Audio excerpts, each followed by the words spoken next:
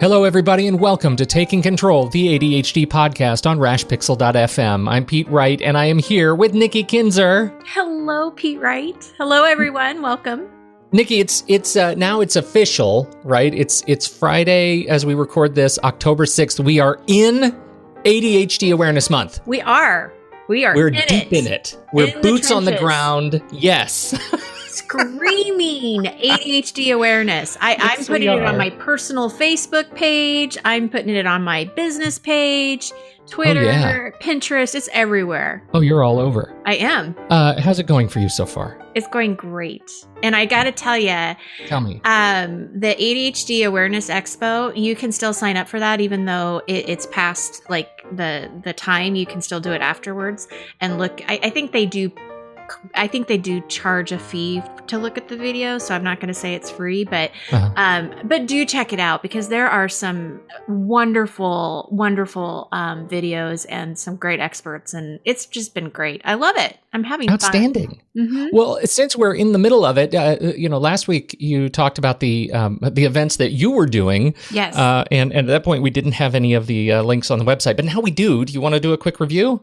Well, right now coming up is the CHADD talk through ADDA, and mine is going to be on how to set realistic goals, and that's going to be towards the end of October. So you have plenty of time to sign up for the CHADD talks and still look at or listen to the ones that were previous from when you listen to this podcast. It's so hard because it's not current time, of time frames get confusing. But the CHADD talks, they're starting like now, right? Yeah, I mean, there's a new one every day, and there are a lot of great resources there. Yes. And I have another webinar coming up on October 13th, and so sign up for that. But all of the stuff is on our website because you did a great job putting a little calendar there. Well, thank you. Yes, so people can check that out. Outstanding. Very excited about that. And don't forget, to join Nikki on Facebook Live every Friday. Oh, forgot about that. I know. Yes, there's so much. I'm managing your calendar. Thank you. And every Friday, you've got a whole new kind of topic to talk about. I do. But don't ask me what the topic is for today. Check the calendar. Check the calendar. Okay. Well, we're going to be talking about something today. We haven't talked about this. It's been a while, and I think sometimes we take for granted that, if you're joining the show, if you're new to this show, you may be new to ADHD. And so we're going to take a step back and we're going to talk about what to do, how to handle, how to approach your new diagnosis of ADHD. And we have a fantastic representative to help us do that. Before we dive in, head over to TakeControlADHD.com, get to know us a little bit better, catch up on all the scheduling events through the month of October. We're very excited about that. You can listen to this show right on the website or subscribe to our mailing list right there on the front page, and you'll get an email each time a new episode is released. You can connect with us on Twitter or Facebook at Take Control ADHD and call us 503-664 4ADD to get your voice and your thoughts on this show.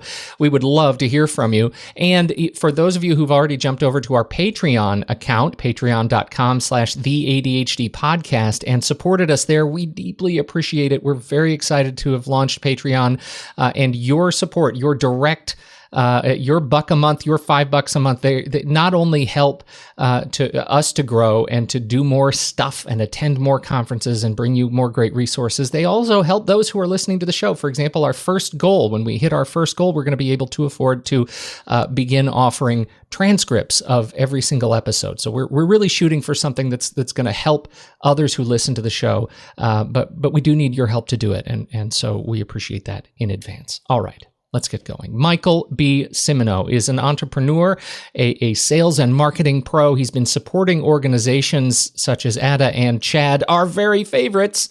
In fact, he's here sort of representing them both today in his work helping to launch the 2017 International Conference on ADHD, which we're going to talk about much more in a bit. First, though, we want to take on this question of how to approach your new diagnosis of ADHD from a guy who has been there. Michael Cimino, welcome to the ADHD podcast. Thank you so much, Nikki and Pete. Thank you for having me on today. It's a pleasure. Well, we are so happy that you're here. And as Pete said, I would love to hear your story, kind of what your journey's been with ADHD, and to give our listeners sort of a path of what to do. I've got this diagnosis. It's new. I don't know what to do with it. So let me start by saying a bit about my story, and then I'll tie that into what our listeners who've recently been diagnosed should expect. What was it like? What was the day like, Michael, that day long ago? The sun is rising. Set the stage for us. Sure. So understand, ADHD can seem different in every individual, but for me, it was something I've always been an outside the box thinker. I've also been, very energetic as a child, adolescent. So there were certainly, looking back now, there were clear signs that I had ADHD as a child. But I wasn't formally diagnosed with it for about 30 years. So I got formally diagnosed at the age of 29.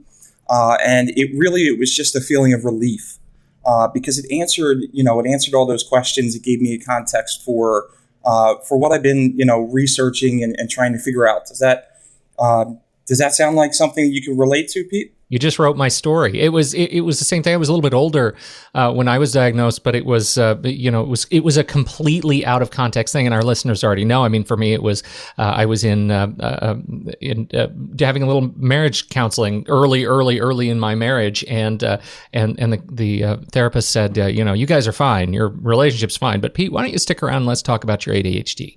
And I just happened to get very lucky with a counselor who also happened to have direct experience and expertise in working with adults with ADHD, or I would have been lost. But you're right. It's like suddenly the map that you've been staring at that is blank, it suddenly has contours to it. It has roads, it has rivers, it has mountains, and it comes into focus. Sure does. And I spent years, but hours and hours, in therapy, trying to figure out, is this ADHD? And I think you really, when you hear that diagnosis, it just gives you, a context. And so for our listeners, if you've recently been diagnosed, take a deep breath and realize that, great things start from here. And that there are organizations and there are people all across the country that support you. And you're not alone. There are so many, adults with ADHD, in America. I love that you say that just the positive spin on it, that this is a good thing. It's not a bad thing. And I think that a lot of times what I hear with clients is, yes, they have that relief because now things start to make sense, but then they also immediately almost go into fear. So can you expand a little bit more about what you mean that, okay, there's resources, there's things you can do, like? Definitely. So I think, when anyone is diagnosed with really any condition nowadays, the first thing we do is we jump on the computer or on our phone, and hop on Google. And we try to learn as much as we can about what this diagnosis is. So for me, I spent a lot of time trying to dissect what it is and how it manifests. And as far as as I can tell, you can never know too much about yourself. And I think that's really important for anyone with ADHD is, learn about the condition, but also learn about yourself. Take a real good look at, the strengths that you bring to the table, because chances are those are going to propel you, along in your life and in your career. So just to make a note, some resources are obviously better than others. I'm part of the reason why I'm on the podcast today is to talk about two organizations who are the leading nonprofits for ADHD, for awareness, education, and advocacy. They're ADDA and CHADD. And what are the differences between the two? That's a great question. So our missions are very similar. On behalf of ADDA, their mission is to serve, to power, to connect. And it's really, so ADDA is the Attention Deficit Disorder Association, but it really exists to support adults that are living with ADHD. Certainly we have a professional community. We have great coaches like yourself, Nikki, that are members and supporters. Now, CHADD, on the other hand, tends to be more on the scientific end. CHADD stands for Children and Adults with Attention Deficit Hyperactivity Disorder. So they tend to be geared towards more maybe parents that don't have the diagnosis, but that have children that may. and they tend to be more educational based. And CHADD will have local chapters in larger cities, typically like Portland and right. And they have meetings where people can go in once a month and connect with others. And do they still do that? Oh, they sure do. And that's a great point. So CHADD, another difference is that CHADD is in person. So to your point, all throughout the country, if you just go to their website, chadd.org, you can find a chapter nearby. And you can connect and meet with others like yourself or that, can relate to your situation, and professionals that are in the community that support the organization. ADDA is entirely virtual. They tend to really focus on adults that, that have careers and have, families and lives of their own. They don't tend to be in person, but they have virtual support groups. So virtual online support groups that you could actually join is what you're saying, right? So, okay. So that's just another way to connect, which I think is so important, especially when you're newly diagnosed, because you do feel like you're by yourself. You do feel like, okay, gosh, before having the diagnosis of ADHD, you're just thinking that it's your fault.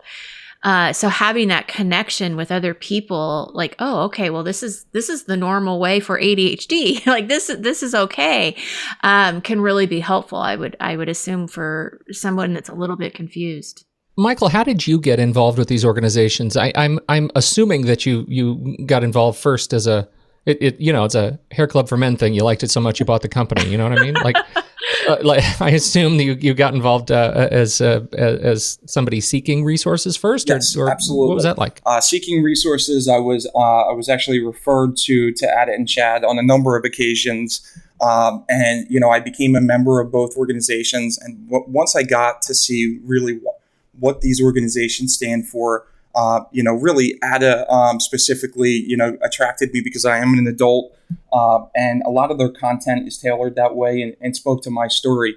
And let me just say, I can't speak highly enough of both organizations, of the employees and the members of their board. They're just the most compassionate and understanding people, and understand too that, especially from ADDA's point of view, they're all volunteers. So these are people that are investing their own time because they believe, this is an important mission. I agree, because the work I've done with ADDA, they have all been wonderful and professional, and you can really tell it's their passion. Absolutely. Michael, one of the things that I note about you, just that your career is not just volunteering in sales and marketing for for these two fantastic organizations. You are first and foremost an entrepreneur and a career sales guy, and you've been working in international marketing for a long time. And I would love to hear you reflect a little bit on how you found you were able to integrate this sort of new awareness of ADHD in your career path, and how you moved your career forward as a business person. Sure. So obviously, career can be a challenging decision journey for anyone. But living with adult ADHD can certainly make it challenging. I'll say that really I was lucky enough. Growing up, I grew up in a family of entrepreneurs. My father's been in his own business for going on 40 years now. So I've looked up to him, all of my life. My mother and my sister are career salespeople. So I guess you would say the sales aspect is really just something that was in my DNA. But certainly I think it's important to note that some career paths are better for those with ADHD, to let them be more creative, think outside of the box. And I think that's really, where I found my niche in sales and marketing. That's a really interesting, perspective, and we sort of vector on that occasionally. We don't talk about career a whole lot on the show, which is why I think it's such an interesting question, right?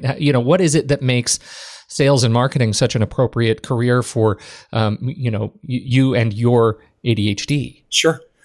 So I'm a people person, as you can probably tell from the couple of conversations we've had, and being at least early on in my career, being in sales.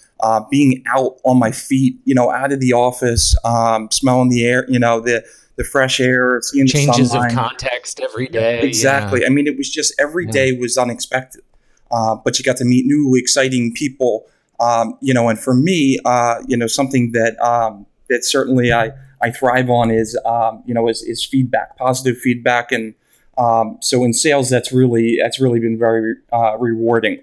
Moving into more of a marketing, into my marketing work, is really just more on messaging. I think most adults with ADHD have a different way of looking at things, and I think that can be very powerful.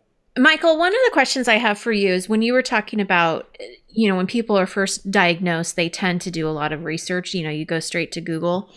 And I had that experience in a different way. When my husband was first diagnosed with MS, that was exactly what we did. We went straight to Google, and it was an awful experience because you see like the worst case scenario. And all you see is everything that is bad and everything that could possibly happen. And so, we ended up kind of shutting it all down.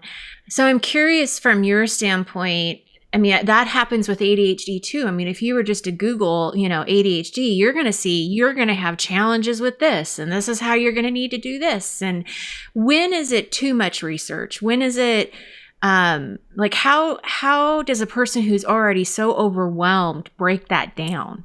That's a very good question. And I think, it's important that you learn about it, but you learn about the condition from the right resources. So if you just go on Google and you do a search, it can be overwhelming. And the information may be accurate or it may not be. So I think what's really important is if you're newly diagnosed and you want to learn more about the condition and really even more about how you can manage it and make it work for you. Take a look at resources like ADDA and CHADD, but go see your doctor. I don't come from the professional community of ADHD practitioners, but I can tell you I speak very highly of them. Go to your doctor and talk to them about it. Understand that there's stigma out there and there is judgment out there, but that there are people like, myself and Pete and Nikki that are really rooting for you to get the right help. And I think it does help to reach out to like these online support groups that ADDA has. I mean, reach out to other people who have ADHD so you don't feel alone, and it can make more sense that way too. So yeah, that's great. So I have one more question, and then I'd like to talk a little bit about this conference. How do you recommend talking to people about your ADHD? So you just found out you had it, or that you have it, and now how do you talk to your spouse about it? How do you talk to your parents about it? Any suggestions with that? Like, what did you do? Maybe you can just share your own experience. That's a very interesting question, and I think it really depends on you. It depends on you. It depends on your style. It depends on your family, your significant other, how you might approach that. I would say that I can speak certainly to my own story. Since I was diagnosed as a child and adolescent, and then again, at the age of 29, it took the better part of those 29 years to help my family understand where I was coming from. And what I mean by that is if you don't have ADHD, sometimes it's you don't get it. So be understanding of that and know that, you can all go to some coaching lessons or and work together as a family to get through it. Pete, I can just imagine Kira, when you came home from that appointment, Kira is probably like, Pete, what did they say? What did they say? Oh, well, you got to remember, Nikki, she was sitting right there. Right. And I bet her mouth was just like, next to me. She was like, oh. And the same thing, even my mother, who of course, didn't want to believe it because, she, of course, when you're a parent, you find out, oh my gosh, your child has ADHD. You didn't understand. And now things make sense. But oh my God, there's this wave of guilt. And here I am. I mean, I was like a 30-year-old man or I was 35 or whenever it was. And, here she is discovering that, she feels like this is something that she should have known all along, that, she could have helped. But it was a different time when I was a kid, Yeah. And at the time when I was a kid, it was, ADHD was like medicated in our community. There were no other accommodations. It was get the kid on Ritalin and, and that's it. Like, that's what you do. And so there was no other option. So there was a lot of like, oh my gosh, head slapping, I can't believe it. Not just on my part, but on people very close to me, like who at first were kind of in denial. They were like, oh, no. Of course you don't have ADHD. But I mean, I totally get all the distraction and the grades and the crazy, behavior around, how you sleep and your late nights and your inability to organize your work. I mean, all that stuff is just personality, but of course it's not ADHD. And then they come to terms with it. Then they realize, oh my gosh, we're now connecting dots that we didn't even know were dots. Right. And it totally makes sense. So, for me, it was definitely that kind of an awakening, and having to talk to people and explain, like, yes, all those things that you saw in me, that you observed in me, that you documented in my performance reviews over the years, all of that, it comes from this umbrella thing that now we have a word for. And it took even longer to come to terms with the fact, I say pretty recently, to come to terms with the fact that ADHD does not mean broken. ADHD does not mean it's something that needs to be fixed. It is it's unique, it's special, it's different, but it's not it's not an illness per se. I hate that. Well, and it's interesting because I just had a conversation with a client the other day, and we really dug into acceptance and accepting the ADHD and to not compare yourself to other people. Like, you've got to stop comparing yourself to others and only focus on what is going to work for you, what's going to work for your family, and not worry about what you think everybody else is doing or how they should do it or how you should do it. But it really is accepting that, I'm going to need these things, but I'm really great at these things. And I, that takes a while. I mean, somebody that's newly diagnosed isn't going to get there, immediately. But I think that the message is that there is hope that you will get there, that it will be something you can accept. And like you said, you don't have to fit into somebody else's normal. What is that? I mean, you've mentioned this several times in the last few weeks. It's like, that doesn't exist for any of us. Normal. What's normal? We should just ban that word. Exactly. Navigate and ban normal. Yes. That's it. Yes. So, Michael, I have a question before we actually go into details. How did CHADD and ADDA come together to make this conference happen? The answer to that question is that we both had, independent conferences for about 25 years now. And I guess that's a question for the higher ups. I'm not, really familiar with how that bond was sealed, but I can tell you that we're both organizations are really thrilled to be working together because we get to bring the best of both worlds to this year's conference in November. Well, and it's coming right up, November 9th through 12th in Atlanta, Georgia. Hot Atlanta. Yeah. Oh, yeah. So you've got lots of details here, Michael, but I wonder if you could just give us a little bit of an overview. What can people expect to find, learn, see, experience at the conference?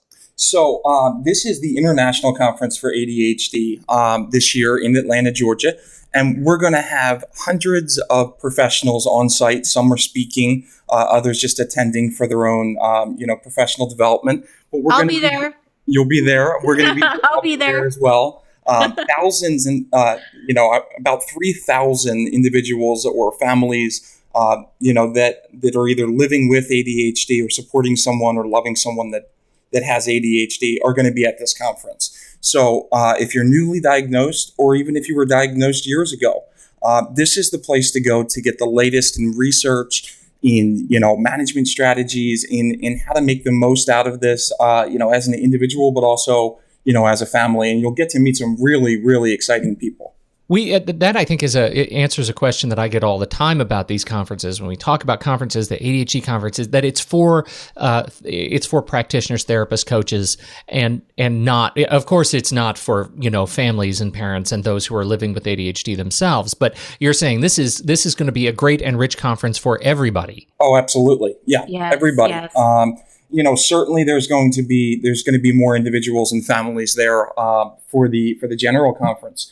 But if you have questions about what's happening, or if you want to come for the whole conference or just for a day, check us out online. They have, all the information's on there. You can take a look at and prepare for sessions. It's very exciting. It really is. And it's fun because I remember the very first conference I went to a few years ago. I was sitting at a table and I was talking to the gal next to me and she was a mom, she was a mom. She was attending the conference. She wanted to get as much information as she could on parenting her child that had ADHD. And we had this great conversation. And then, next session, I'm sitting next to, or across or next, like I remember seeing, Rick Green from ADD and Loving It, or ADHD and Loving It.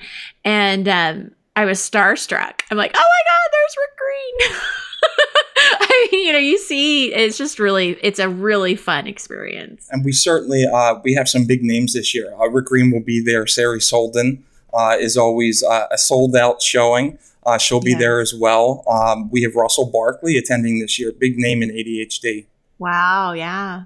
So lots of rich content that's going to be there, but I can't emphasize enough that, especially for the folks that, follow ADDA or are members of ADDA, this is the only time, this year that you're going to have an opportunity to meet with the person you've been talking to over the computer or virtually. And those moments where, you meet the person you've been talking to or that's been incremental in your growth this year, it's really moving. Well, and I should add too that if you've been listening to this show regularly for the last couple of months, the guests that we've had on the show, almost to a person have said, "Oh, I'll see you there." Mm-hmm. So if you want, if you found the folks that we've been talking to interesting, go meet them. They're all going to be there in Atlanta, November 9th through 12th. Anything else we need to know about details? I'm going to put the links to registration for the conference in the show notes.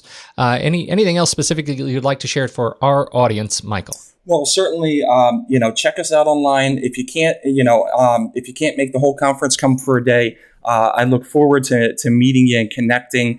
This is the only time this year we'll be getting together. I'm not sure where the 2018 conference will be, but certainly, join us in the spirit of ADHD awareness.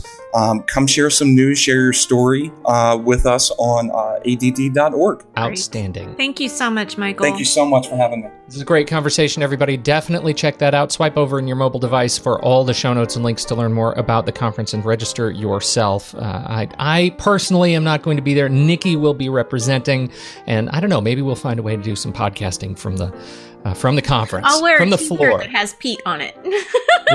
Pete will be with me in spirit. There you go. Thank you, everybody, on behalf of Michael Cimino and the wonderful organizations he's representing here today, and Nikki Kinzer. I'm Pete Wright, and we'll catch you next week right here on Taking Control, the ADHD podcast.